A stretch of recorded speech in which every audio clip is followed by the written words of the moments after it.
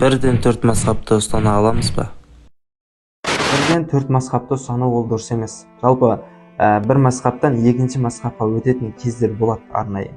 Ал қалған кездерде мысалға бір адам қан мәселесінде Шафии мазхабында қан дәретті бұзбайтын болса, Ханафи мазхабында қан дәретті бұзады. Мен мысалы Ханафи мазхабын ұстанамын, қолым қанап, сол кезде Шафии мазхабына мен дәрет бұзылмайды, сол кезде мен сол мазхабқа ауысамын десем, менікі ол дұрыс емес болады. Өйткені мен бұл жерде жалқаулықты, яғни қайтадан барып қанды кетіріп, қайтадан жуып, қайтадан дәрет алып келуге ерінгендіктен сондай мәселеге ауысатын болсам, яғни бұл мәселе тәлфих деп аталады.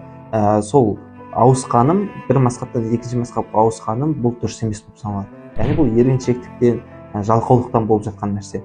Ал енді мынандай жағдай бар. Қажылықтың кезінде Шафиғи мазхабы Ханафи мазхабына ауысады. Өйткені Аллах Тағала Құран-ы Кәрімде айтады: «Ләмәстумун ниса», әйел адамға сипалса, қол тисе, ләмсун деген нәрсе, ләмс деген нәрсе, тию, сипау деген, мәсх тарту деген сияқты мағыналар білдіреді. Міне осы тұста Шафии мазхабы әйел адамға қолы тисе, ер адамның дәреті бұзылады деген көзқарасты ұстанады. Ал Ханафи мазхабы болса, бұл ләмс деген нәрсені Аллах Тағала меңзеп тұрған нәрсесі болып қосылу, яғни ер мен әйел адамның төсек қатынасы деген нәрсеге келтіреді. Бізде ер адамдарда, яғни Ханафи мазхабында әйел адамға қол тисе дәрет бұзылмайды.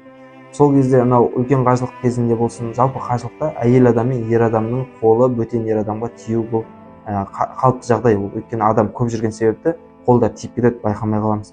Сол кезде Шафии мазхабының ұстанушылары бір тиген кезде қайта-қайта дәрет алмау үшін, яғни бұл үзірлік дәреже былайша айтқанда, сол кезде ғана Шафиғи мазхабын ұстанушылар Ханафи мазхабына ауысып, сол жерде үлкен қажылығын өтеп шығады.